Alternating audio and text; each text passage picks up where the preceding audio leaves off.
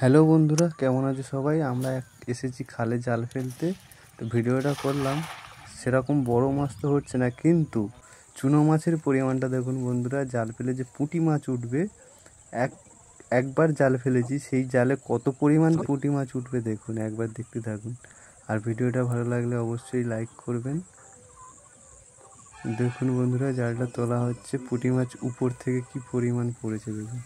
উপর থেকে পুরো প্রত্যেকটা ফাঁসে এমনভাবে আটকে আছে, দেখার মতো। দেখুন, দেখা যাচ্ছে, কি দারুণ লাগছে, দেখতেও ভালো লাগছে আর জাল তুলতেও ভালো লাগে। এইভাবে পুঁটি মাছের পরিমাণটা দেখুন বন্ধুরা। আর এখানে প্রচুর ঘাস, জাল তুলতেও সমস্যা হচ্ছে। অনেক মাছ পালিয়ে যাওয়ার পরেও কত পরিমাণ মাছ থাকবে দেখুন আপনারা।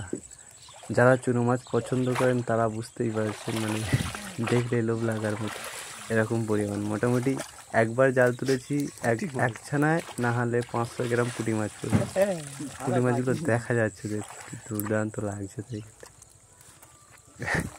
এত সুন্দর লাগছে, চালে ফুল ফুটে আছে। মাছের পরিমাণটা দেখুন, জাস্ট এক ছানায়, মানে এরকম 10 ছানা যদি পড়ে কত পরিমাণ মাছ হবে ভাবুন।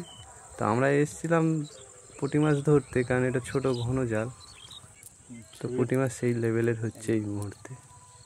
বাট আমরা এখনও বড় মাছ ধরে দেখাতে পারিনি, তো আমরা চেষ্টায় আছি। যখনই বড় মাছ হবে অবশ্যই আপনারা দেখতে পারবেন।